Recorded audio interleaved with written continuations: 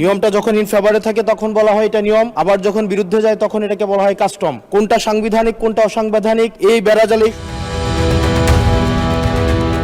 নিয়ম যখন সরকারের পক্ষে যায় তখন নিয়ম, আর যখন বিপক্ষে যায় তখন তা কাস্টম হয়ে যায় বলে মন্তব্য করেছেন কুমিল্লা ৪ আসনের সংসদ সদস্য হাসনাত আব্দুল্লাহ। রোববার ২৯শে মার্চ বিকেল ৩টায় ত্রয়োদশ জাতীয় সংসদের প্রথম অধিবেশনের মুলতবি বৈঠকে তিনি এই মন্তব্য করেন। সংসদ অধিবেশনে সভাপতিত্ব করেছেন deputy speaker barrister Kaiser Kamal. আর নিয়মের বেড়াজালে আপনাকে কখনো কখনো আটকে দেওয়া হয়, আবার আমাকেও কখনো কখনো আটকে দেওয়া হয়। হাসনাত আব্দুল্লাহ বলেন, নিয়মের বেড়াজালে আমাকেও কখনো কখনো আটকে দেওয়া হয়। কোনটা সাংবিধানিক কোনটা অসাংবিধানিক এ বেড়াজালেই ঘুরপাক খাচ্ছে সংসদ। এ সময় তাদের সাংবিধানিক মেয়ারপাচ্ছে না রাখতে স্পিকারের প্রতি আহ্বান জানান। ৭১ বিধিতে আলোচনার মাঝখানে গণভোট ও জুলাই বাস্তবায়ন আদেশ নিয়ে আলোচনা করার জন্য নোট দেন বিরোধী দলীয় নেতা ডাক্তার শফিকুর রহমান। এ প্রসঙ্গে স্পিকারের দৃষ্টি আকর্ষণ করেন নাহিদ ইসলাম। এটি রেওয়াজ ও সংসদের রীতিনীতির বিরুদ্ধে বলে মত দেন সরকারি দলের চিফ হুইপ মোহাম্মদ নুরুল ইসলাম। এ নিয়ে কয়েক মুহূর্তের জন্য উত্তেজনা ছড়িয়ে পড়ে, তবে এই রীতি স্পিকার চাইলে ভাঙতে পারেন এমন মতামত দেন তিনি। যদিও স্পিকার রীতি নেওয়াজ মেনে তা